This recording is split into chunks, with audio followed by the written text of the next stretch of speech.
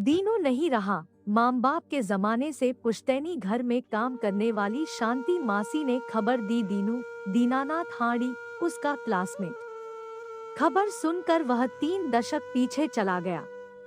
जैसे ही cinema hall के बाहर लगे हाउसफुल के बोर्ड पर नजरें पड़ी, सबके चेहरे बुझ गए। बुझे मन से सब वापस कार में जा बैठे। किशन कुमार अभी कार स्टार्ट करने ही वाला था कि कोई खिड़की के पास आकर फुसफुसाया, साहब कहे को वापस होना।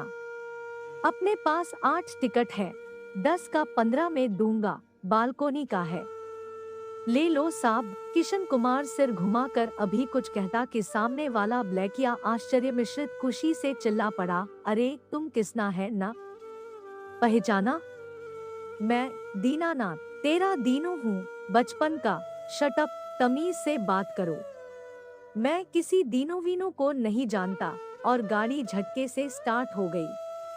वह हक्का बक्का वही खड़े खड़े पेट्रोल और धूल की दुर्गंध फेफड़े में निगलता रहा। साला अब काहे को पहचानेगा? बड़का आदमी जो बन गया है, वह फुसफुसाया। सारी रात किशन कुमार सोने के प्रयास में करवटें बदलता रहा। जैसे ही आंखें बंद करता, दीनू का चेहरा सामने आ जाता, जिसे आज उसने अपने बीवी बच्चों के सामने पहचानने से एकदम इनकार कर दिया था। वह कई साल और पीछे लौट गया। कस्बे का सरकारी स्कूल। 1 से 7वीं कक्षा तक दीनानाथ हाड़ी उसके साथ था। किशन कुमार शुक्ल के पिता नगर पालिका के एक किरानी और दीनू के माता पिता उसी नगर पालिका के स्वीपर थे। जात पात और सामाजिक स्तर कभी उनकी मित्रता में दीवार नहीं बन पाए थे। क्या घर, क्या बाहर, क्या स्कूल, सब जगह दोनों गलभियां डाले बेपरवाह घूमा करते थे। दीनू का परिवार आर्थिक दृष्टि से संपन्न था। माँ बाप दोनों कमाने वाले, खाने वाला केवल एक बेटा। उसकी जेब में हमेशा 5-10 रुपए के नोट फड़फड़ाते रहते। चाट, छोले, बादाम, सिनेमा आदि का खर्च दीनू की जेब के जिम्मे रहता था। किशन को अपनी जेब के कोने में 1-2 रुपए के सिक्के ही दुबके मिलते थे। दीनू द्वारा लाए गए हलवा, मिठाइयाँ, केक आदि पर किशन भी हक जमाता था। किशन को दीनू किसना कहा करता था। टिफिन के वक्त स्कूल के किसी खाली कमरे में बैठकर खुद कम खाना और किसना को जी भर खिलाना दीनू की आदत सी बन गई थी। उस समय 1-2 रुपए के सिक्के किसना के लिए बहुत बड़ी धनराशि हुआ करती थी। सरकारी स्कूल में पढ़ने वाले उसके 5 भाई बहनों को 1-2 रुपए के ही सिक्के मिला करते थे। अगर किसी माह उसके पापा को तनख्वाह न मिलती तो उन्हें ये सिक्के भी न मिल पाते। उस महीने पापा को परिवार के साथ प्राणियों के लिए राशन पानी का इंतजाम करना बेहद मुश्किल हो जाता। इस बीच परिवार का कोई सदस्य शारीरिक रूप से अस्वस्थ हो गया तो उसके इलाज के मद में खर्च होने वाले पैसों का बंदोबस्त करना पापा के लिए टेढ़ी खीर बन जाती थी। मेडिकल स्टोर के उधार खाते में नाम दर्ज करवाने के अलावा कोई उपाय नहीं रहता था। टिफिन के वक्त वह झिझकते हुए अक्सर जेब में दुबके पड़े 2 रुपए का सिक्का निकाल कर दीनू को थमाना चाहता। दीनू के खर्च में शामिल होने की उसकी भी इच्छा होती, लेकिन दीनू उसके कंधों पर हाथ रखकर विनम्रता से मना कर देता, इन्हें जमा करके रख। कभी अगर कड़की आ गई तो मैं तुमसे बोलूंगा, लेकिन कड़की उसके पास कभी फटकी ही नहीं।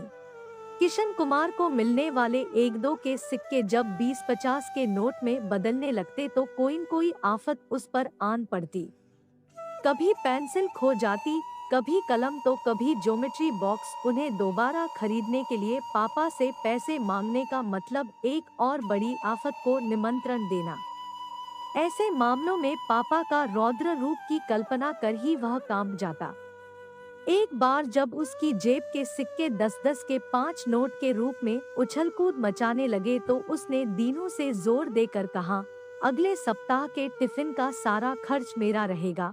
लेकिन अफसोस, यह हो नहीं सका। उस दिन स्कूल से लौटते वक्त गली में फुटबॉल खेलते हमउम्र बच्चों को देखने के लिए रुका था। अचानक एक बच्चे की किक से बॉल उसकी तरफ आ गई। बॉल को वापस बच्चों के पास भेजने के लिए उसने एक जोरदार किक मारी। अरे, यह क्या हो गया? बॉल के साथ उसके जूते का तल्ला भी हवा में लहराने लगा। लो, एक और नई आफत। बड़े प्यार से सहेजे गए 10-10 के 5 नोट में से 4 नोट छिटक कर रवि काका के पास चले गए।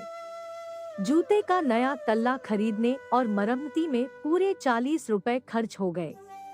पता नहीं फिर क्या हुआ कि अचानक दीनू का स्कूल आना बंद हो गया। दीनू का पता लगाने के लिए वह उस कॉलोनी में गया जहां दीनू रहता था। उसके पड़ोसियों ने उसे इस खबर से वाकिफ कराया कि किन्हीं पारिवारिक कारणों से उसके माता-पिता ने नौकरी छोड़ दी है और खड़गपुर की किसी बस्ती में जा बसे हैं। वहीं दीनू का ननिहाल भी था। इस बीच किशन कुमार की पढ़ाई उसी सरकारी स्कूल में ही जारी रही। चूंकि वह अपने भाई बहनों की तुलना में सबसे ज्यादा कुशाग्र बुद्धि पाई थी, इसलिए पढ़ाई लिखाई के मामले में उसने कोई शिकायत का मौका नहीं दिया। माता पिता पूर्ण संतुष्ट थे। कक्षा में अव्वल रहने का सिलसिला 10वीं तक जारी रहा। आगे की पढ़ाई के लिए उसे निकटवर्ती शहर दुर्गापुर भेज दिया गया।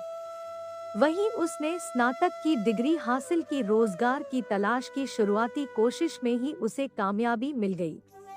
इंडियन रेलवे सर्विस में उसका चयन हो गया।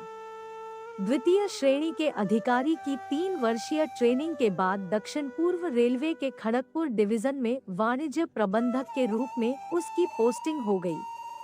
आज एक मुद्दत के बाद दीनू मिला भी तो उसके सामाजिक स्तर ने उसे पहचानने से इनकार कर दिया। गाली भी दे डाली।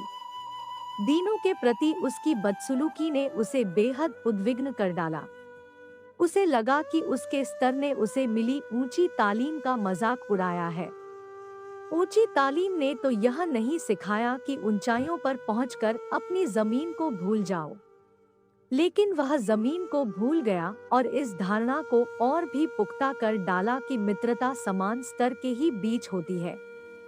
लेकिन नहीं, वह इस धारणा को तोड़ेगा। दीनू को शिद्दत से एहसास दिलाएगा कि वह उसे भूला नहीं है। बचपन में उसके संग गुजारे एक एक पल अभी भी उसके ज़हन में बदस्तूर जिंदा है। वह एहसान फरामोश नहीं है। उसके हर एक एहसान को वह अपने सीने में संजोए रखे है। उसकी उद्विग्नता में थोड़ी सी नरमी आई। इस फैसले से उसने निश्चय कर लिया कि वह दीनू से मिलेगा, जरूर मिलेगा। एक अफसर की तरह नहीं बल्कि किसना की तरह, बचपन के दोस्त की तरह। उससे माफी मांगेगा उस बदसलूकी के लिए। वह जानता है दीनू का दिल बहुत बड़ा है। उसकी गुस्ताखी को वह नजरअंदाज कर देगा, जैसे बचपन में उसकी कई गुस्ताखियों को हंसकर माफ कर देता था। उसे पूरी उम्मीद है अपने सामने उसे देखते ही मोम की मानिंद पिघल जाएगा, उसे गले लगाएगा, बचपन की दोस्ती फिर से जिंदा करेगा। दूसरे दिन वह अपनी गाड़ी लेकर सिनेमा हॉल पहुंचा। इधर-उधर नजरें दौड़ाई, दीनू नजर नहीं आया। एक ब्लैकिए से पता पूछा, पता मिल गया और वह जा पहुंचा उस बस्ती में जहां दीनू रहता था। बस्ती में चमचमाती गाड़ी घुसते ही हलचल मच गई। बस्ती के लोग अपने अपने झोंपड़ीनुमा घरों से बाहर निकल आए। कई तरह के सवाल, जिज्ञासाएं, आशंकाएं छिपकली की कटी दुम की तरह इधर-उधर छटपटाने लगी। आनन-फानन चर्चाओं का बाजार गर्म हो गया। जैसे ही वह कार से उतरा, हरिया भौचक रह गया। अरे, ये तो हमरे डिपार्ट के बड़े साहब हैं। लेकिन हमारी बस्ती में इनका का काम? हरिया रेल का सफाईकर्मी था। इस नाते जब तब बड़े साहब से उसका वास्ता पड़ता रहता था। तत्काल बड़े साहब के पास पहुंचकर हरिया ने सलाम ठोका। सर, मैं हरिया, स्टेशन का सफाई वाला। आप यहाँ? किशन कुमार ने उसे न पहचानते हुए भी पहचानने का नाटक किया। अरे हाँ हरिया, यह बताओ दीनू हाड़ी यहाँ कहाँ रहता है? मुझे उससे मिलना है। सर, उसी के द्वार पर तो आप खड़े हैं। किशन कुमार की गाड़ी के आसपास बस्ती के बाशिंदों की तादाद धीरे धीरे बढ़ गई थी। हल्की दबी फुसफुसाहटें माहौल को रहस्यमय बना रही थी। दीनू घर के ही अंदर था। हल्का दबा शोर जब उसके कानों में पड़ा तो मामले को जानने के लिए दरवाजा खोलकर बाहर आ गया। दीनू को देखते ही किशन कुमार उसके सामने जा खड़ा हुआ। बाहें फैलाकर भीतर के उफान को तोड़ा। दीनू, मेरे दीनू, मैं किसना ही हूँ, तेरे बचपन का यार। दीनू अपने सामने बचपन के यार को देखकर एक बार ही अचकचा गया। उसके लिए यह अप्रत्याशित था। उसे इसकी कतई उम्मीद नहीं थी कि किसना उससे मिलने उसकी बस्ती पहुंच जाएगा। अरे यार, ऐसे भकुआ कर देखता क्या है, आ जा, गले लग जा, देख, तुझसे मिलने को मैं खुद पहुंच गया। दीनू के भीतर का बांध टूटने वाला था। अपने यार की मौजूदगी की तपिश से यादों के बर्फ कई कई टुकड़ों में बंटकर पिघलने वाले थे। उसकी धड़कनें बेकाबू हो रही थी। सांसें भी तेज होकर उसके नियंत्रण से बाहर हो रही थी। उसका जी चाहा कि बाहों में जकड़ ले अपने किसना कोडोट। वह आगे बढ़ने ही वाला था। आगे बढ़कर अपने यार को सीने से भींचने ही वाला था। उसके कदम बढ़ते कि भीतर से किसी ने बुरी तरह झिंझोड़ा। झिंझोड़कर उसकी नजरों के करीब सिनेमा हॉल में लगे होर्डिंग की तरह उसे बेइज्जत किया जाने वाला मंजर ला खड़ा कर दिया। उसे पहचाने से इनकार कर दिया जाने वाला दृश्य उसके सीने में कांटों की तरह चुभने लगा। जज्बात की उफनती नदी में किसी ने एक बड़ा सा पत्थर फेंका। खबरदार, आगे मत बढ़, तेरा भी अपना एक वजूद है। उसने स्वयं को संयत किया। बढ़ते कदम रुक गए। चेहरे को भावहीन बनाकर कहा, नहीं साहब, हम दीनू नहीं, आप गलत ठिकाने पर आ गए हैं। और वह झटके से झोंपड़ी में समा गया। किशन को लगा बचपन के यार ने ऊंचाइयां छूते उसके वजूद और उसे मिली ऊंची तालीम के दमकते मुखड़े पर ढेर सारा थूक उगल दिया।